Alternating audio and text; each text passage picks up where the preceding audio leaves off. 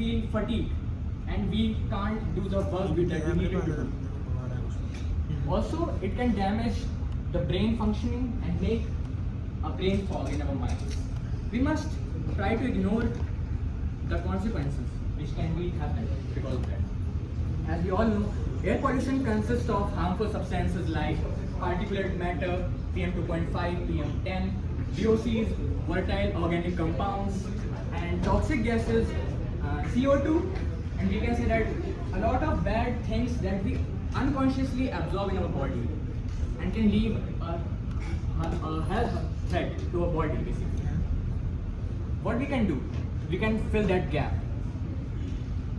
So, Aerosense 360 comes to the rescue by creating a 360 absorption of the bad air that is present in the environment. It works on the AI algorithm. It just works when the peak of the pollution came to us. It works that it senses basically the air around it in a 360 manner. And after that, it consumes all the bad air that is present in a given radius as per the size of the model. And that after that, it becomes so efficient that it works on real-time monitoring.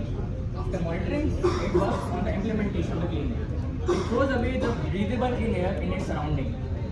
And after that, it shows the visualized insights to all of us on how the AQI is given.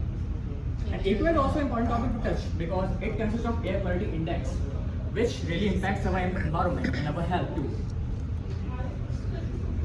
So, we can build a future that we want right now. But for that, we must have a cleaner air so that next generation can take advantage of that too, along with all of us. It is a data-driven decision that we can make along with the past data so that AI can predict what comes next, what's gonna happen in the future. So it can become ready from the past habits. That's how we can make our planet sustainably. Like, think about 1 second. If we make our cities, our university, our offices, major MNCs in a manner where they contains God-made thing and the man-made thing in a fixed proportion 50-50. Like our buildings comes with tech stuff fully, then contain greenery also. So we think how much oxygen we are getting with clean air in that. Free from the particulate matter, free from every bad content of the air, free from toxicity, free from any health threat that gonna ruin our future. So we must take initiative. We must don't let the government do the all stuff. Try to take initiative on your own. You can do a lot of things better if you try to stand by your side.